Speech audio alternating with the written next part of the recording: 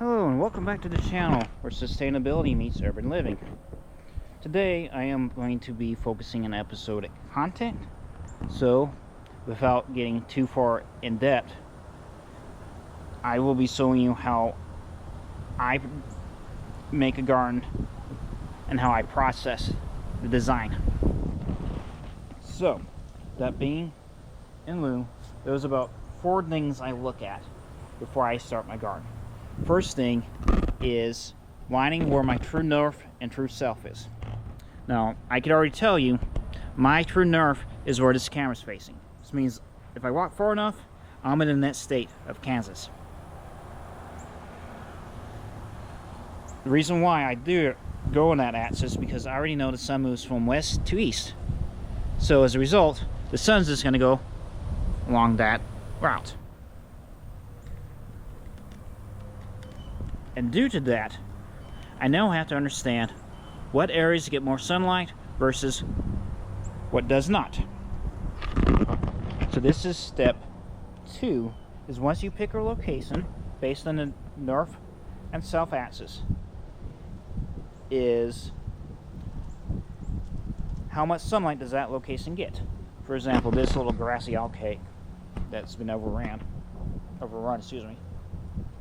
gets less sunlight than over there for a couple of reasons. One, you can see that house actually acts as a screen, a shade block, compared to that fence line behind the beehives. That gets well north of 12 hours of sunlight. And a hot afternoon sun is different from a morning sun. So you also take that into effect. So you can determine how much sunlight. And for majority of your crops, you need between 6 to 8 hours of sunlight. The exception to the rule is the intensity. If it's getting afternoon sun, I would say it can get even less because that afternoon sun is brighter than the morning. So that's location and sunlight requirements. So you can base on what crops you want based on that. The next thing I look at is, do I want to raise it up? When I say raise it up, do I want to raise the soil up so it has more volume, which means more nutrients, better soil, in my opinion? Or do I want to leave it on the ground, you see right here? Now you can get an example about how poor the soil is out here. Well, I know that costs me more labor than building it up. However, I have to add more bulk into the garden when raising it up, or as a raised bed. I always recommend a raised bed because I find it's safer, I find it's easier, I find it's less messy. You still have to do some labor. Plus, as an added benefit, if you're taller, it makes life a little easier because bending over can suck. So that's step 3. The next step I look at is the material. I'm a big fan of wood. Now, wood is a liquid asset, so it can spike up and down. So I always use the cedar. I try to use the cedar treated dog-ear fit spigots because the one that already cut 6 feet, that's a pretty standardized size. And like this right here, this entire garden 6 by 36. I find that easy. You just have to figure out a way to brace it. I've used these landscape timbers. I've noticed a few of them break.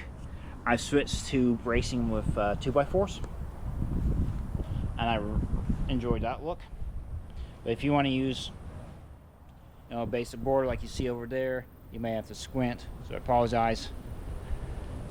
And I think that's just that is a material that you dig into the ground halfway. It'll eventually sink in. You can use stone, you can use retaining walls using 4x4s. That's some scrap, which is why it looks messy, but I don't care.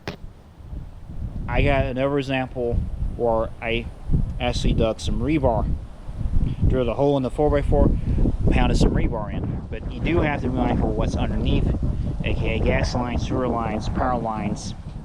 So if you're going to do that, I recommend calling.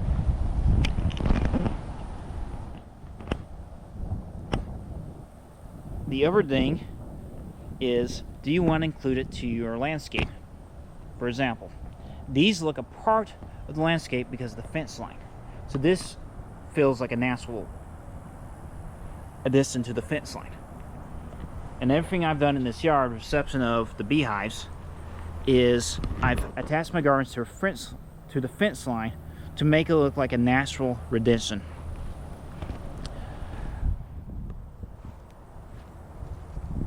Now, so that's step 4.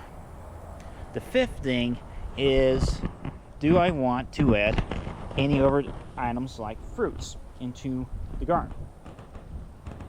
One such example is this elderberry, because the way the elderberry likes to spread out, it will take over the garden widths. Unless, if you're willing to go out there and maintain said plant every day, I recommend planting it as a separate entity.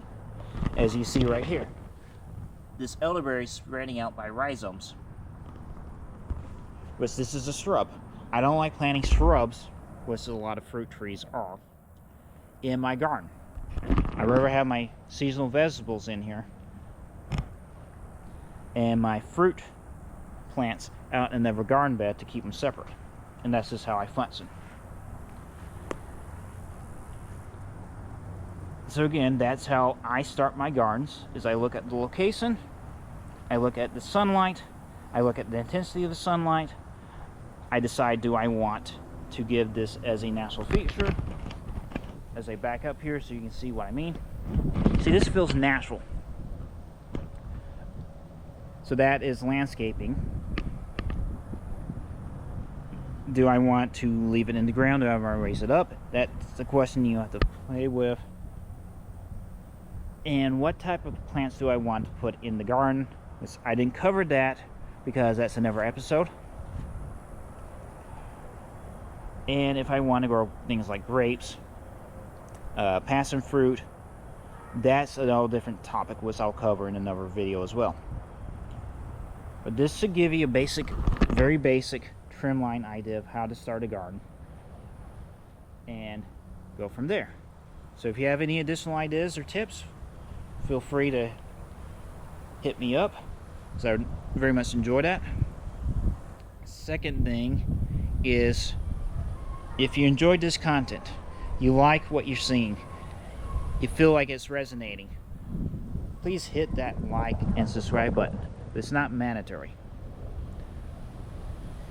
And lastly, I hope to catch you next week. This is Tulsa Urban Farmer, your one place for sustainable living and urban living.